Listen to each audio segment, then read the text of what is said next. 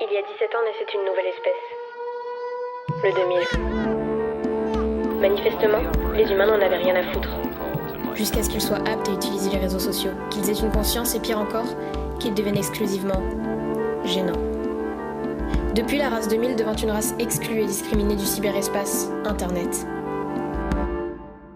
Cependant, celle-ci ne cesse de s'accroître et un jour, il ne restera plus que sur Terre. La question est donc la suivante. Faut-il les renier ou les aider à s'adapter ?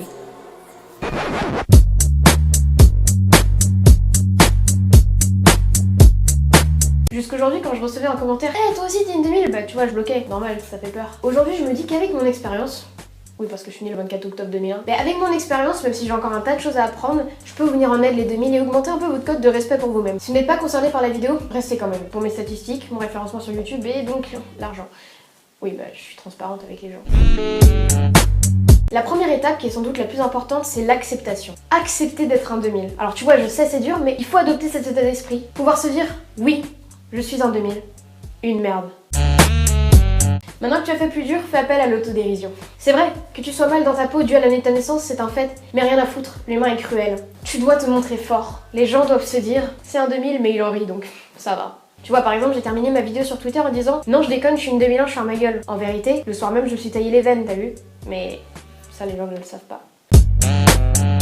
Tu as accepté d'être un 2000 et tu en ris, c'est bien. Pour autant, les gens ne doivent pas deviner à ton physique que tu fais partie de cette génération. Voici donc la liste des éléments à renier. Les Stan Smith, la montre Daniel Wellington, le filtre chien sur Snapchat, les abonnements au YouTuber Lifestyle, le « T'as pas une blonde ?» à la sortie de l'école. Eh, comment j'ai envie de vous exterminer les collégiens qui fument. Après, tant pis, hein, c'est pour vous. Brûlez vos neurones, attrapez le cancer tant que c'est pas votre hymen qui disparaît. Regardez la télé-réalité, faire des blagues sur Jawad, taguer ses amis sur sa photo de profil et citer les paroles d'amnésie. Damso a pas poussé une meuf au suicide pour se retrouver dans la description d'un enfant dont la seule préoccupation c'est de savoir s'il va avoir sa Canada Goose pour la rentrée. Quand tu es un 2000, on va dire que tu es plus facilement exposé à instaurer un malaise, de la gêne. C'est pourquoi mon 5e conseil se portera sur la chose suivante. Essaye d'anticiper le malaise que tu risques d'instaurer. Petite mise en situation. Tu es en soirée avec des copains visiblement plus âgés. Un son super cool arrive. En ce moment, le dab te fait beaucoup rigoler sur les réseaux sociaux. Te vient alors l'idée de dabber sur la musique. Stop! Tu anticipes, tu ne dabbes pas. Le malaise est évité. Bravo. J'ai donc parlé du malaise des 2000, ce qui me vient à te dire de ne pas faire de vidéos sur YouTube. Pas comme moi par exemple. Tu es né en 2000 ou après, alors qu'il est à maximum 17 ans. Ta sexualité, on s'en fout. Donc les snaps after sex, on évite. Et oui, c'est des sacrifices que de travailler son image. Nous les 2000, on est souvent charriés sur nos goûts musicaux. En vérité, c'est pas notre faute si on est né en même temps que le premier album de Colonel Riel. Forcément, ça laisse des séquelles culturelles. Forgez vos propres goûts musicaux. Mais n'en parlez pas, gardez ça pour vous, c'est privé. À présent, c'est bien beau de rabaisser ma génération, mais laissons place à une petite mise au point. Sachez que vous, les 90, vous serez bien contents en 2050 de pouvoir vous taper des 2020. Oui, c'est glauque ce que je viens de dire. Sachez également que vos enfants seront des putains de 2000, donc ça m'étonnerait que ça lâche des où est le respect quand il faudra changer leur couche. Ensuite, il y a forcément un jour où vous serez tous morts, et nous non. Nous sommes l'avenir de ce monde, et également les futurs politiques de ce monde.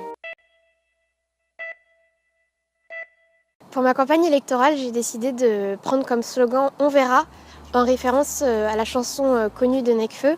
On verra bien ce que l'avenir nous réservera.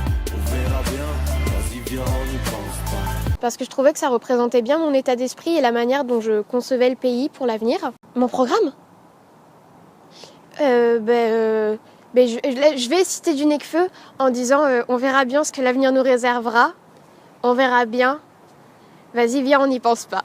Donc viens, on pense pas au programme et puis on verra ce qui se passe si je suis élue.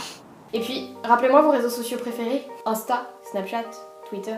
Tous sont nés respectivement en 2010, 2011 et 2006.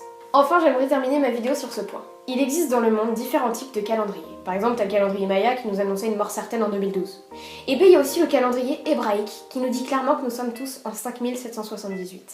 Et bien retenez bien qu'un jour, peut-être, tous ensemble, nous formerons une ligue pour apprendre aux 6000 à bien se comporter en cybersociété. Mais bon, prenez pas trop en compte mes propos, ne likez pas cette vidéo, ne la partagez pas, ne vous abonnez pas, vous êtes déjà 300 000, c'est trop. Dieu sait que c'est risqué de donner du pouvoir et de la puissance à une